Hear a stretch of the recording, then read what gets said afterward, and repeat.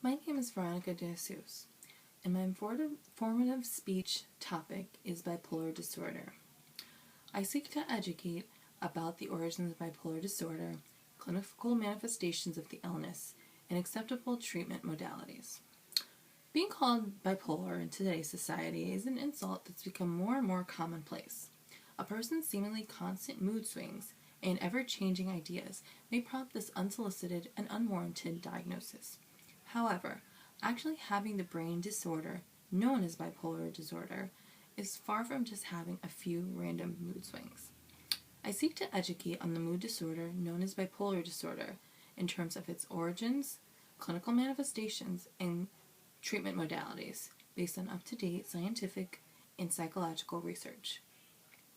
Going through nursing clinicals and working full-time in a hospital exposes me to a great number of people with varying mood, personality, and mental disorders. Any further insight I can gain and share with others so that we may better understand this ever-growing population of people makes for a more harmonious and better functioning society. Let's first talk about the causes of bipolar disorder. Like so many psychological and physiological maladies, heredity is thought to play a role in the development of bipolar disorder. Scientists have sought to establish the possible cause of bipolar disorder, and the majority of researchers believe that it is not a singular cause, however, a number of factors which work together to elicit the illness and or develop a propensity to have it and pass it along. For example, the National Institute of Mental Health states that children of parent or sibling who has bipolar disorder are much more likely to develop the illness compared with children who do not have a family history of bipolar disorder. For me, this subject hits close to home. My paternal family is all too familiar with experiencing the presence of bipolar disorder. Two of my father's sisters, one younger and one older than him, have been dealing with this disorder since their early 20s and have struggled to find a happy balance within their lives. However, with lots of love, support, and the proper treatment, they've been able to live quote-unquote normal lives since.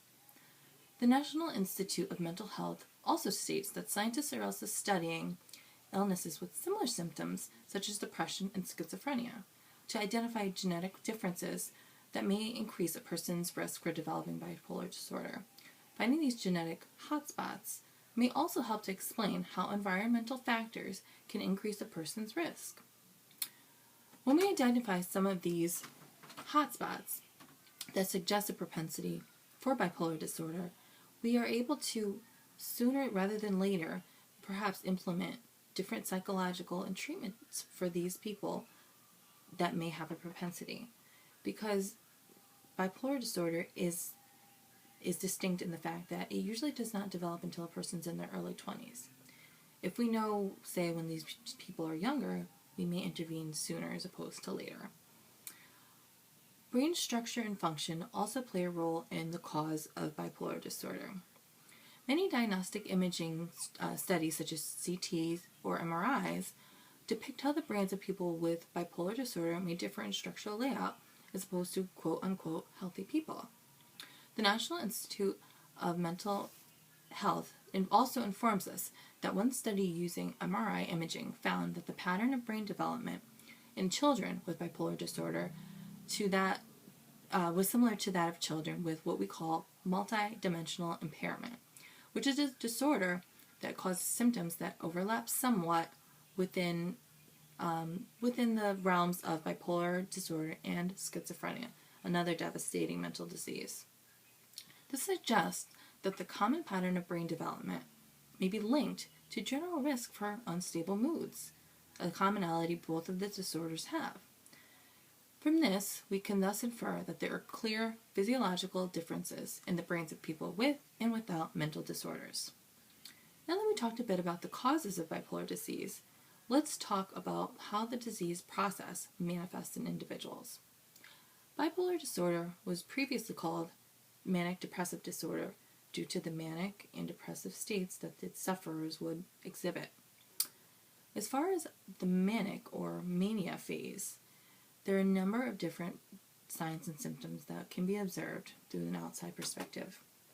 Different mood changes include a long period of feeling high or overly happy and outgoing mood. Also, extreme irritability.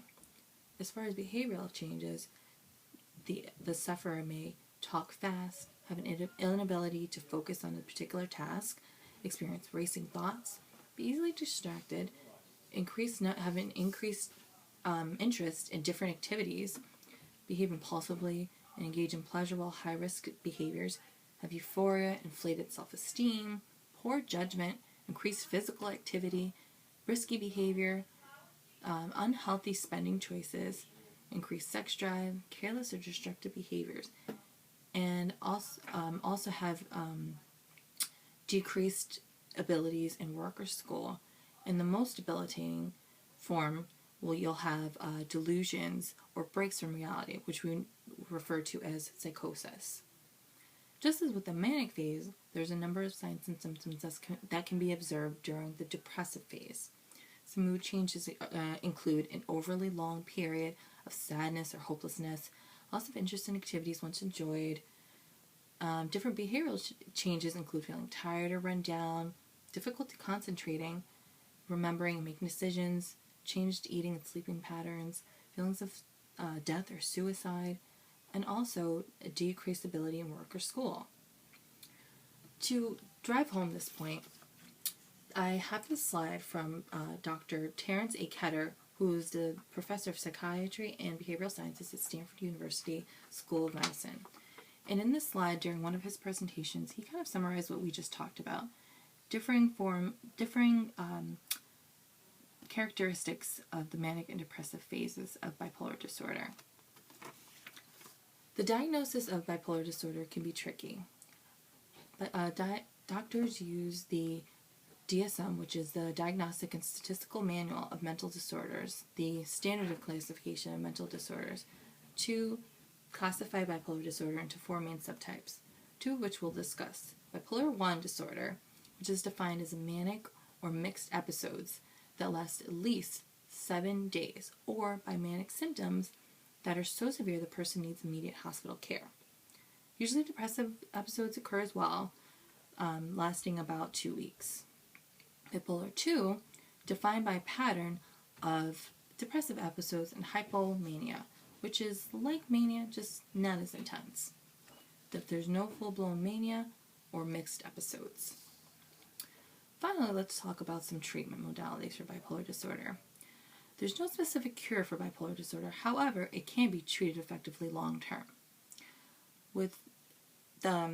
However, the treatment modality is usually lifelong because most people, once bipolar disorder manifests in their early 20s, they're stuck with it for life. The best maintenance treatment plan for bipolar disorder usually involves a combination of medication and psychotherapy. Medline Plus offers us some insight into treatment options.